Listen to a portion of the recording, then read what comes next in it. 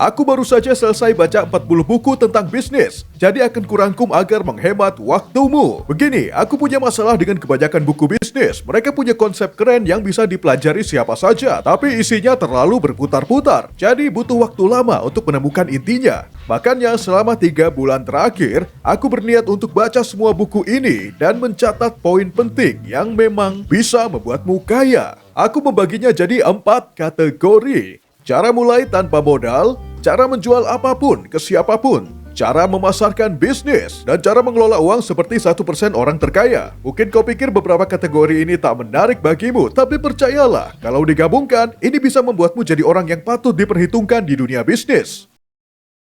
Kita langsung ke bagian pertama. Cara mulai tanpa modal jadi salah satu pertanyaan paling sering dicari di Google. Jadi mari kita bahas. Langkah pertama, temukan kelebihanmu. Ini sepertinya cukup jelas, tapi masyarakat telah membentuk kita untuk fokus pada perbaikan kelemahan kita daripada memperkuat kelebihan kita. Padahal nyatanya, kau bisa 10 kali lebih sukses kalau fokus pada jalur yang paling mudah untukmu. Dengan kata lain, sesuatu yang sudah kau kuasai. Buku StrengthsFinder 2.0 mengatakan kelebihan itu rumusnya sederhana. Bakat dikali investasi sama dengan kelebihan. Kita ambil contoh main golf. Aku suka main golf di klub lokal. Meskipun skillku lumayan, aku jauh dari kata hebat. Coba bayangkan kalau Tiger Woods dan aku sama-sama umur 13 tahun, lalu kita diberi jumlah pelatihan yang sama.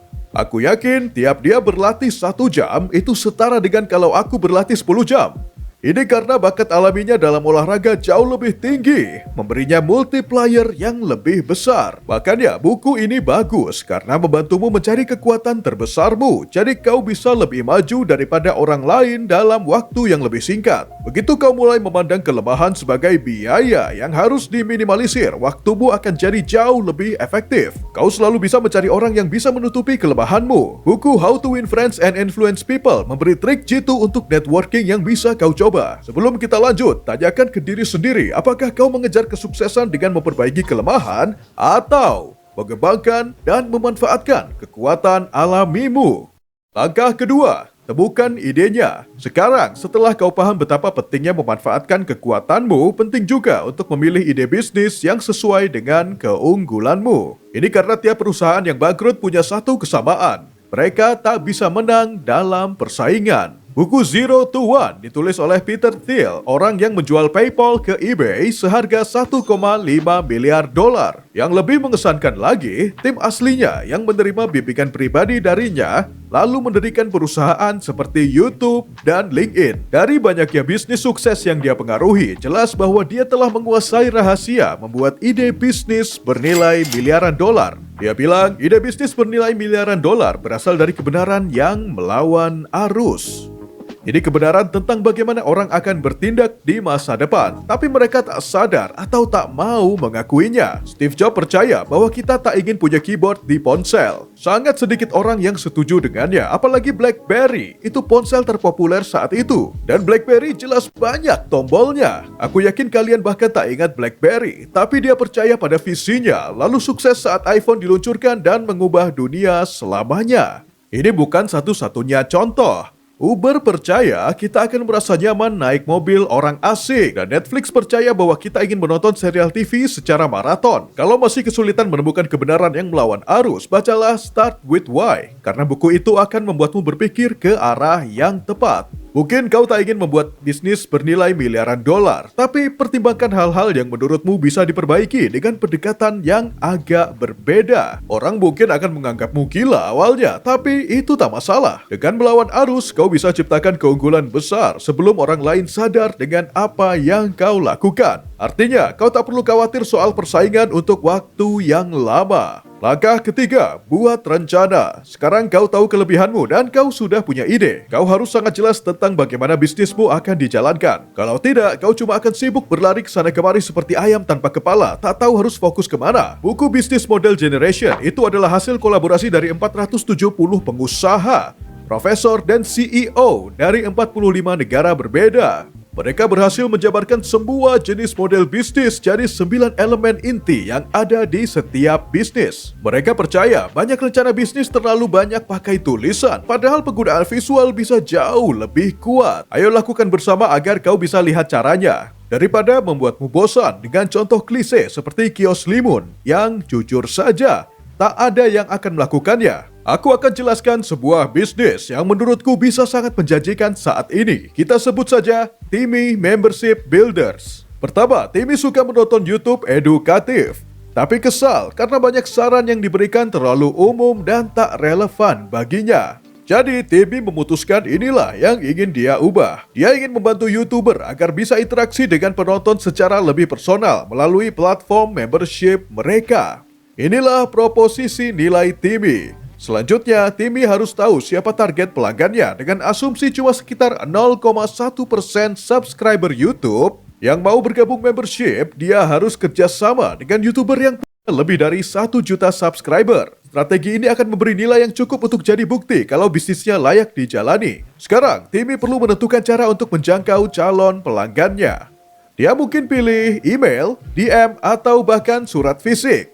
Mungkin kau berpikir kalau YouTubernya punya lebih dari 1 juta subscriber pasti sangat sulit dihubungi. Tapi dari pengalamanku, kalau kau punya proposisi nilai yang bagus, pasti ada orang di tim mereka yang akan melihat pesanmu. Kami tak sesulit itu seperti yang kau kira. Membangun relasi dengan pelanggan itu bagian tersulit. Makanya, Timmy mulai kerja gratis untuk mengumpulkan studi kasus. Lalu menawarkan diskon ke klien pertamanya untuk merekomendasikannya ke teman-teman mereka. Fokus ke apa yang bisa kau beri daripada apa yang bisa kau dapat, karena ini akan memperkuat relasi. Kalau kau kesulitan, cobalah baca buku Give and Take. Sekarang pikirkan soal pendapatan. Timmy bisa saja ambil persentase dari pendapatan untuk mengelola membership, sehingga YouTuber bisa fokus pada pembuatan video.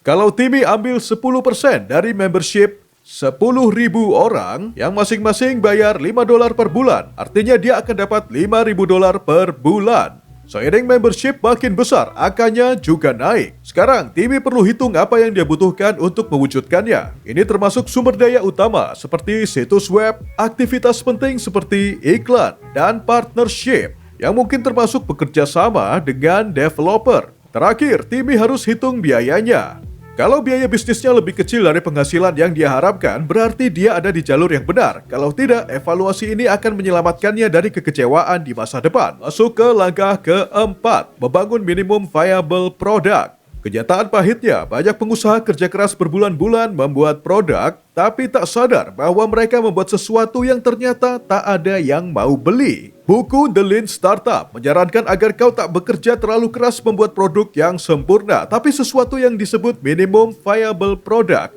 alias MVP. Hebatnya lagi, dengan MVP sebenarnya kau tak perlu mengeluarkan uang. Pendiri Dropbox membuat video singkat yang menunjukkan cara kerja penyimpanan filenya dan berhasil meningkatkan waiting list dari 5.000 jadi 75.000 orang dalam hitungan hari. Yang menakjubkan dari cerita ini adalah videonya ternyata palsu. Produknya belum benar-benar ada, tapi dia berhasil memakai waiting list untuk meyakinkan investor bahwa ide tersebut bagus. Dan akhirnya produknya benar-benar dibuat. Ada begitu banyak cara untuk membuat MVP gratis saat ini, apalagi dengan bantuan AI. Kalau kau butuh inspirasi, buku ChatGPT Millionaire itu bacaan yang seru. Kau bisa pakai MVP-mu untuk cari investor, membuat kampanye Kickstarter, cari partner bisnis, atau membiayai sendiri dengan reinvestasi keuntungan ke pengembangan bisnismu. Hal penting yang harus diingat adalah kalau kau mulai tanpa modal dan mencari pendanaan, kau harus punya bukti nyata kalau produkmu memang dibutuhkan pasar. Langkah kelima, eksekusi visimu. Kini punya rencana, ide, dan MVP bukan jaminan sukses. Banyak orang mencapai tahap ini, tapi yang paling penting adalah eksekusinya. Gilanya lagi, sebenarnya banyak orang bisa melipat gandakan penghasilannya cuma dengan konsisten menerapkan apa yang sudah mereka tahu. Masalahnya, orang-orang tak mau kerja keras. Di buku The 12 Week Year, ada cara baru menyelesaikan lebih banyak hal dalam 12 minggu daripada 12 bulan. Ya, sarankan agar kita bagi setahun jadi 4 bagian dan anggap tiap kuartal itu sebagai setahun. Mungkin terdengar konyol karena total waktunya tetap sama, tapi cara berpikir seperti ini membuatmu harus menghadapi hasil kerjamu tiap 3 bulan sekali. Aku tak tahu kau sendiri bagaimana, tapi saat punya deadline aku kerja jauh lebih keras. Di kantorku, suasana bisnisnya jadi sangat berbeda saat akhir tahun semakin dekat. Kalau pakai pendekatan ini, motivasi bisa muncul 4 kali setahun. bukan cuma sekali. Seperti kata hukum Parkinson, pekerjaan akan berkembang sesuai waktu yang kita alokasikan. Jadi dengan sistem 12 minggu ini, kau bisa menyelesaikan lebih banyak dan membuat kemajuan signifikan untuk membangun bisnis impianmu. Tapi pendekatan 12 minggu ini cuma akan berhasil kalau mematuhi deadline. Kalau kau tipe orang yang sering menunda-nunda, maka buku Extreme Ownership cocok untuk kau baca. Buku ini penuh dengan taktik Navy SEAL untuk membuatmu disiplin. Kau siap menerima fakta? Kau tak bisa menerima fakta! Cara menjual apapun ke siapapun.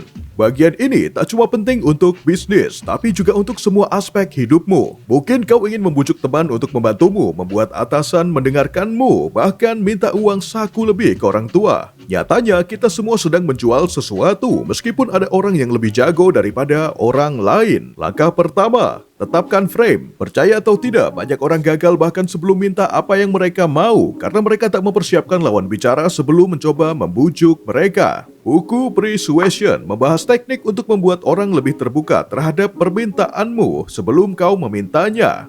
Di buku ini ada cerita tentang seorang konsultan yang kesulitan karena orang-orang terus minta diskon untuk jasanya. Jadi dia memikirkan trik cerdas. Sebelum memberitahu harga jasanya, dia bercanda. Seperti yang kau lihat, aku tak bisa mematok harga $1 juta untuk ini. Setelah dia pakai lelucon ini, tebak apa yang terjadi? Tak ada yang minta diskon lagi, dan dia bisa dengan santai mematok harga $75.000 untuk keahliannya. Trik licik ini disebut price anchoring. Intinya, orang fokus ke informasi pertama atau anchor yang mereka dengar. Mereka lalu pakai pemahaman mereka tentang hal lain dari acuan itu. Tapi framing bukan cuma soal yang kita katakan. Komunikasi nonverbal menyumbang 55% dari semua komunikasi. Dan banyak yang dipengaruhi oleh cara kita berpakaian. Makanya, kusarankan untuk pertimbangkan beberapa tips di buku kecil ini, Style the Man. Ingat, jangan buru-buru saat menetapkan frame sebelum minta apa yang kau inginkan. Percayalah, dengan pakai strategi ini, situasinya bisa berbalik jadi menguntungkanmu. Langkah kedua, membangun hubungan. Buku The Art of the Deal dibuka dengan Trump mengajak kita mengikuti seminggu dalam hidupnya. Hal yang menarik perhatianku itu jumlah telepon yang dia terima per hari, yaitu antara 50 sampai 100 telepon. Kebiasaan memeriksa rutin ini membuat Trump tetap ada di pikiran orang-orang. Jadi saat ada kesepakatan bisnis yang menguntungkannya atau dia punya sesuatu untuk dijual, lebih mudah untuk menutup kesepakatan berkat koneksi yang dia jalin. Kini kita bisa mencapainya dengan membangun personal brand di media sosial. Gary Vee menekankan ini di bukunya Crushing It. Dengan punya personal brand, kita bisa lebih sering interaksi dengan orang sebelum mencoba jual sesuatu ke mereka. Jadi, meningkatkan potensi penjualan di masa depan. Ingat, orang cenderung berbisnis dengan orang yang mereka suka. Langkah ketiga, jadi lebih persuasif. Sekarang kau sudah menetapkan frame dan membangun hubungan. Kau harus bisa membujuk orang untuk memberikan apa yang kau mau. Buku To Sell is Human bilang cara paling efektifnya itu dengan menyelaraskan diri dengan prospek. Aku tahu itu terdengar agak tak jelas, tapi eksperimen yang dibahas di buku ini membuat semuanya masuk akal. 152 mahasiswa diminta bernegosiasi soal penjualan di pom bensin. Mereka dibagi jadi 2 kelompok utama, pembeli dan penjual. Kelompok pembeli dibagi lagi jadi 3 subkelompok. Subkelompok pertama diminta fokus pada empati ke penjual. Subkelompok kedua pada pikiran penjual, dan subkelompok ketiga pada peran mereka sendiri. Jumlah kesepakatan yang paling sukses berasal dari subkelompok yang fokus pada memahami pikiran penjual. Kesepakatan yang baik selalu tercapai saat pembeli dan penjual saling memahami. Buku Pitch Anything menekankan poin bahwa banyak orang saat pitching terlalu sibuk memikirkan apa yang mereka mau, bukan apa yang dipikirkan calon pembeli. Mereka menganggap bahwa audiens sepeduli itu terhadap bisnis mereka, padahal kenyataannya tak begitu. Langkah keempat, kolaborasi yang efektif. Sekarang kalian sudah saling selaras. Bagaimana kalau kau bisa mengubah negosiasi penjualan jadi kolaborasi, bukan proses satu arah? Buku Never Split the Difference bilang kau bisa melakukannya dengan mengajukan pertanyaan terbuka. Setelah keduanya sudah mulai memahami satu sama lain, kau bisa mulai pakai teknik ini karena ia mengarahkan perhatian lawan bicara ke masalahmu. Jenis pertanyaan ini dimulai dengan apa atau bagaimana. Dan pertanyaan pamungkasnya adalah, bagaimana aku harus melakukannya? Misalnya tuan tanah mau menaikkan sewa jadi $1.700 per bulan dan kau tak ingin membayar sebanyak itu. Kau bisa bilang, sepertinya kau merasa rumah ini nilainya rendah. Tapi bagaimana aku bisa bayar $1.700 per bulan kalau penghasilanku cuma cukup untuk $1.500 per bulan? Kuncinya, katakan dengan cara yang tulus tanpa terkesan konfrontatif. Agar yang mereka dengar, kuhargai kecerdasanmu. Bisa kau membantuku menyelesaikan masalahku? Pertanyaan semacam ini akan membuat orang berpikir kreatif atau bahkan menurunkan harga. Ini bukan trik ajaib dan tak selalu berhasil, tapi pasti layak untuk dicoba. Kalau kau ada di posisi penerima taktik ini, jangan biarkan masalah orang lain jadi masalahmu juga. Pahami mereka, tapi ingat, bukan tugasmu untuk menyelesaikannya. Jangan sampai terjebak ke dalam perangkap ini. Pertanyaan yang bagus ibarat kekuatan super. Makanya, buku Better Small Talk juga layak dibaca. Langkah kelima, menuntaskan kesepakatan. Jangan pernah tinggalkan obrolan dengan calon pembeli tanpa komitmen yang jelas. Kalau tidak, semua usaha kerasmu akan sia-sia. Buku Objection: The Ultimate Guide for Mastering the Art and Science of Getting Past No punya trik agar calon pembeli setuju melakukan tindakan spesifik di waktu yang kau tentukan. Ini dikenal sebagai komitmen mikro. Saat berusaha dapat komitmen dari seseorang, bersiaplah menghadapi penolakan. Misalnya ada yang bilang, "Aku sibuk, bagaimana kalau kau telepon aku minggu depan untuk atur sesuatu?" Kau bisa jawab begini, "Aku juga sibuk minggu ini, dan aku ingin memastikan bisa meluangkan waktu yang cukup untuk pembicaraan kita agar kau tak melewatkannya. Bisakah kita menjadwalkan pertemuan sekarang? Kalau Jumat jam 3.30 bagaimana menurutmu?" Tentu saja, waktunya bisa kau sesuaikan sendiri, tapi lihatlah bagaimana pertanyaan itu membuat orang lebih mudah untuk bilang ya daripada menolak lagi. Tentu saja, sedikit karisma juga bisa membantu membuat kesepakatan. Coba pikirkan penutup kesepakatan paling populer di acara TV Suits Harvey Specter. Menariknya, aktor tersebut sangat berbeda dari perannya di acara itu. Ini jadi bukti bahwa karisma bisa dipalsukan sampai titik tertentu. Kalau kau tertarik belajar lebih soal ini, coba baca buku The Charisma Myth.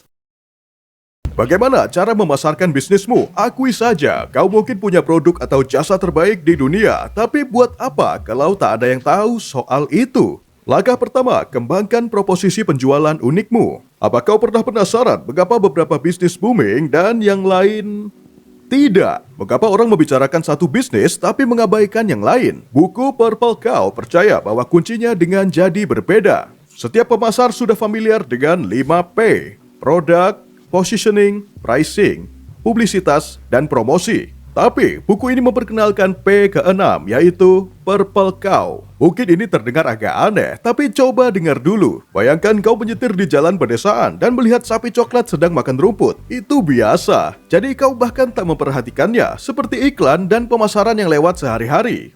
Sekarang, bayangkan kau melihat sapi ungu. Kau langsung berhenti, keluar, dan foto selfie dengannya. Itu mencolok dan membuatmu otomatis membicarakannya. Bayangkan kalau bisnismu seperti sapi ungu itu yang membuat orang membicarakannya. Jadi pikirkan apa yang membuat bisnismu unik. Apa yang kau lakukan lebih baik daripada orang lain? Apa nilai unik yang kau tawarkan ke pelangganmu? Banyak bisnis pakai TikTok dan YouTube untuk menonjol, terutama restoran yang membuat hidangan unik yang mereka pakai sebagai sapi ungu untuk menarik pelanggan. Kalau ingin mendalami soal pembuatan video, buku YouTube Secrets ini bisa memberimu wawasan bagus tentang cara membuat konten yang bisa viral. Langkah kedua, kumpulkan data dunia nyata. Kalau kau ingin memasarkan produk atau jasamu, kau harus tahu apa yang dipikirkan orang tentang itu. Tapi disinilah banyak orang membuat kesalahan dengan minta pendapat ke orang terdekat mereka. Hasilnya, mereka cuma dapat dukungan kosong dan dukungan ala-ala yang sebenarnya cuma meningkatkan egomu tapi tak membantumu memasarkan produk. Buku The Mom Test memberi solusi untuk masalah ini. Buku ini bilang daripada bertanya, "Ini bisnisku, apa pendapatmu?" Harusnya kau ajak ngobrol soal hidup mereka dalam konteks bisnismu. Memang terdengar membingungkan, tapi biar ku beri contoh. Misalkan, kau mulai bisnis kursus online yang mengajarkan orang cara main piano dari rumah mereka sendiri yang nyaman. Daripada tanya ke teman dan keluarga soal ide tersebut, bicaralah tentang mereka. Kalau mereka main piano, kau bisa tanya tentang tantangan awal yang mereka hadapi, solusi yang mereka cari, frustasi yang mereka alami, dan solusi yang mereka temukan. Kalau mereka tak main piano, tinggal sedikit ubah pertanyaannya. Ini cara cerdas untuk dapat data berguna tentang bisnismu. Karena hampir tak mungkin siapapun, bahkan ibumu, untuk memberi dukungan dan dorongan kosong. Kau bisa pakai informasi ini untuk mengidentifikasi blue oceans, yaitu area pasar dengan persaingan rendah tapi permintaannya sangat tinggi. Langkah ketiga, tetapkan pesan brandmu. Meskipun sudah punya USP dan data yang diperlukan, banyak pengusaha baru kesulitan menarik perhatian calon pelanggan. Orang tak suka merasa ditawari dagangan, makanya sulit membuat orang mendengarkan cukup lama sampai akhirnya tertarik untuk beli. Buku Building a Story Brand bilang solusinya itu struktur cerita spesifik di pemasaranmu yang menembus kebisingan dan membuat orang tetap tertarik. Kau perlu membuat karakternya dulu. Karakter ini bukan bisnismu, tapi target pelangganmu. Karena tiap orang melihat diri mereka sebagai karakter utama dalam hidup mereka sendiri. Kau perlu memperjelas apa yang diinginkan karakter ini. Di tahap ini, fokus pada keinginan universal seperti kekayaan dan status, hubungan berkualitas, atau kesehatan yang lebih baik. Lalu karaktermu harus punya masalah spesifik yang ingin mereka atasi yang terkait dengan produkmu. Misalnya, kalau kau menjalankan bisnis les piano, masalah eksternal yang ingin mereka atasi adalah tak cukup mahir dalam bermain piano. Masalah internalnya berupa keraguan pada kemampuan mereka sendiri. Apakah cukup baik? Di sini, kau bisa memperkenalkan bisnismu sebagai pemandu untuk mengatasi masalah ini dan berbagi kisah sukses sebagai testimoni. Dua hal ini membuat orang percaya padamu dan bisnismu. Pesan ini harus bisa kau sampaikan dalam berbagai format, tapi salah satu yang paling penting adalah tulisan. Makanya buku Copywriting Secrets layak untuk dibaca. Inti bukunya menggambarkan calon pelangganmu sebagai pahlawan di cerita pemasaranmu. Struktur naratif ini dikenal sebagai The Hero's Journey dan sering dipakai di acara TV dan film. Jadikan mereka pahlawan di ceritamu dan mereka akan serius mendengarkan. Begitu kau berhasil menjual ke seseorang sekali, lebih mudah menjual lagi ke mereka asalkan strateginya tepat. Makanya langkah keempat menciptakan upsell. Mengejutkannya, banyak bisnis melewatkan potensi penghasilan besar karena tak memakai teknik ini. Buku .com Secrets mengajarkan cara membuat tangga nilai dan menawarkan produk atau jasa yang lebih mahal ke pelanggan yang sudah ada.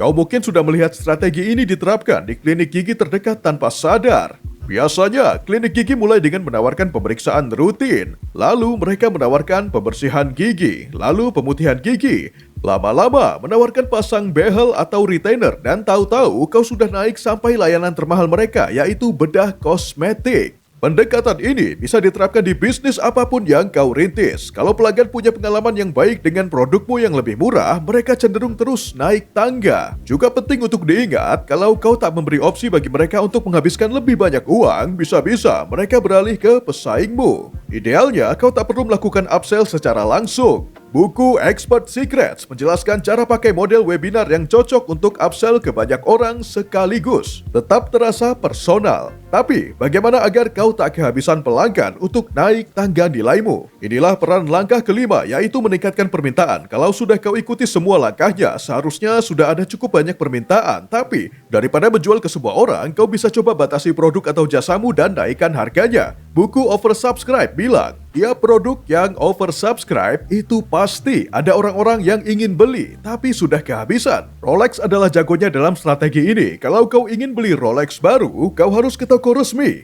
masuk ke waiting list yang panjang, dan sabar menunggu. Proses ini butuh waktu sampai 4 tahun sebelum kau dapat kesempatan beli jam tangannya. Bahkan, ada yang tak pernah ditelepon karena dianggap bukan target yang cocok untuk brand mereka. Apa ini terdengar agak sombong? Mungkin, tapi apa ini berhasil? Tentu saja. Kalau produkmu dianggap oversubscribe, persaingan bukan masalah. Dan kau bebas untuk menetapkan harga sesuai keinginanmu. Intinya, ikuti prinsip dari buku Don't Make Me Think. Kau harus membuat website dan pesan bisnismu jadi mudah dipahami oleh pelanggan. Jadi, cara mengelola uang seperti 1% orang terkaya, bagian ini sangat penting. Kau tak akan percaya berapa banyak orang yang hebat di hampir segala hal, tapi kesulitan saat mengelola uang mereka. Ini alasan utama 1 dari 3 orang yang penghasilannya lebih dari $100.000 setahun masih hidup dari gaji ke gaji. Langkah pertama, pantau keuanganmu. Buku The Total Money Makeover memang tak spesifik fokus di keuangan bisnis, tapi punya beberapa prinsip berharga untuk mengendalikan uangmu, yang juga bisa diterapkan di keuangan bisnis. Ini poin utama bagi semua pengusaha, yaitu awasi dengan cermat keuanganmu. Sangat mudah terjebak dalam kesibukan sehari-hari menjalankan bisnis sampai lupa memeriksa angka-angka keuangan. Dan tiba-tiba kau sudah terjebak dalam masalah keuangan tanpa sadar. Coba pikirkan, kemalasan finansial lebih pelik daripada kemalasan fisik. Bukan berarti kau dipaksa untuk menghadapinya terus-menerus, tapi kau bisa saja mengabaikannya dan baru panik saat sudah terlambat. Kalau kau merasa jauh dengan situasi keuanganmu, inilah sedikit kenyataan yang perlu kau hadapi. Tanyakan ke dirimu, kalau penghasilanmu berhenti total mulai besok, apa kau bisa mempertahankan bisnismu sampai 3 bulan? Kalau jawabannya tidak, maaf harus memberitahumu, kondisi keuanganmu buruk. Saatnya untuk ambil tindakan konkret. Masuk ke langkah kedua, harus tetap untung. Mungkin kau pikir untung itu sama dengan stabil secara finansial, tapi sebenarnya cukup berbeda. Banyak bisnis berubah jadi monster yang rakus akan uang. Ini karena saat banyak pengusaha ambisius dapat penjualan, mereka langsung menghabiskan semua uangnya untuk ekspansi bisnis. Dan tebak, apa yang terjadi? Biayanya melonjak. Tapi mereka anggap ini wajar karena yakin akan dapat untung saat bisnis makin besar. Tapi, keuntungan itu tak pernah datang karena saat penjualan turun, biaya operasional tetap tinggi. Akibatnya bisnisnya rugi dan akhirnya bangkrut. Buku Profit First mengajarkan cara pikir soal untung yang berbeda dari biasanya. Cara tradisionalnya, penjualan dikurangi biaya sama dengan keuntungan. Tapi di buku Profit First, rumusnya dibalik. Jadi penjualan dikurangi keuntungan sama dengan biaya. Dengan ambil sebagian dari tiap penjualan dan menaruh ke keuntungan, kau memaksa bisnismu jadi lebih efisien. Itu menariknya punya lebih sedikit uang untuk dibelanjakan. Baru terlihat kalau kau bisa mengelola bisnis dengan biaya lebih kecil dari yang kau kira. Langkah ketiga, rencanakan pajak. Rata-rata pembayar pajak di Amerika akan menghabiskan sekitar $524.625, sekitar sepertiga dari penghasilan seumur hidup untuk berbagai pajak negara bagian dan federal. Itu baru rata-rata. Sebagai pengusaha, kau akan bayar jauh lebih banyak. Banyak orang pikir sistem pajak itu jahat dan cuma mau mengambil uangmu. Tapi buku Tax Free Wealth, IRS menulis kode pajak dengan cara yang membantu kita hemat uang. Haha, itu benar. Buku itu bilang kode pajak sekarang berisi lebih dari 5.800 halaman dan cuma 30 yang membahas cara bayar pajak. Artinya, IRS pakai 5.770 halaman atau 99,5% dari kode itu untuk bantu kita menghindari pajak dan meningkatkan kekayaan kita. Mirip di Inggris dan negara-negara barat lainnya, karena mereka ingin mendorong perekonomian, bukan cuma ambil uangmu. Makanya, penting untuk punya akuntan yang hebat yang bisa manfaatkan semua potongan pajak yang berhak kau dapatkan. Langkah keempat, main sesuai aturanmu. Untuk jadi pengusaha sukses, kau harus ambil keputusan berdasarkan data dan tak mudah dipengaruhi oleh orang lain. The Intelligent Investor itu salah satu buku investasi favoritku sepanjang masa. Buku ini membahas skenario yang sempurna untuk diterapkan di bisnis atau investasi. Bayangkan, kau punya bisnis kecil dengan modal $1.000. Dan kau punya partner bisnis bernama Mr. Market. Setiap hari dia datang, lalu bilang berapa harga yang menurutnya cocok untuk bagian bisnismu. Selain itu, dia siap beli sahammu atau menawarimu lebih banyak, semua dengan harga itu. Terkadang, Mr. Market sepertinya tepat sasaran. Penilaiannya kadang-kadang masuk akal berdasarkan kondisi bisnis dan prospeknya di masa depan. Tapi di lain waktu, Mr. Market selalu terbawa emosi dan jadinya harga yang ditawarkannya bisa terasa sedikit ngawur. Sekarang, kalau kau investor cerdas atau pebisnis yang pintar, apa kau mau terpengaruh perkataan Mr. Market tiap hari soal bisnismu yang modalnya $1.000 itu? Seharusnya, jangan. Biasanya, kau akan lebih bijak kalau membuat keputusan sendiri tentang berapa nilai investasimu. Ingat, banyak orang dikendalikan oleh emosi mereka. Kalau kau ingin meraih kesuksesan jangka panjang, pikirkan secara rasional bisnis dan investasimu. Langkah kelima, kurangi resiko. Saat bisnis masih tahap awal, kau harus ambil resiko besar dan berpikir cepat. Tapi seiring pertumbuhan bisnismu, masuk akal untuk melambat dan pikirkan cara mengurangi sebanyak mungkin resiko yang tak perlu. Aku punya banyak teman jutawan yang tak melakukannya dan akhirnya kehilangan segalanya. Buku Thinking Fast and Slow menjelaskan kalau otak kita punya dua cara berpikir. Sistem 1 itu cepat dan intuitif, dan sistem 2 itu lambat dan analitis. Dengarkan pertanyaan ini dan jawab secepat mungkin di kepalamu. Sebuah tongkat dan bola total harganya $1 dan 10 sen. Harga tongkat $1 lebih mahal dari bola. Berapakah harga bolanya? Kalau kau seperti kebanyakan orang, kau akan menjawab harga bola 10 sen, tapi itu salah. Jawaban yang benar itu 5 sen. Ini karena kau pakai sistem 1 yang memberikan jawaban cepat. Lalu ketika sistem 2-mu aktif dan kau mulai memahami mengapa 5 sen itu jawaban yang benar. Penting untuk memahami ini agar kau tak mudah ambil kesimpulan dan jadi ambil resiko lebih dari yang diperlukan di bisnismu. Aku punya 5 buku lagi yang tak cocok dengan 4 kategori. Tapi buku-buku ini jelas bagus untuk dibaca kalau kau ingin menyelami lebih dalam tentang bisnis. Silahkan ambil screenshot dan tambahkan ke daftar bacaanmu kalau judulnya menarik. Dan kalau kau ingin terus belajar, kau harus tonton video selanjutnya di mana aku membaca 40 buku berbeda tentang uang. Pastikan subscribe untuk meningkatkan kekayaanmu, oke? Sampai jumpa lagi.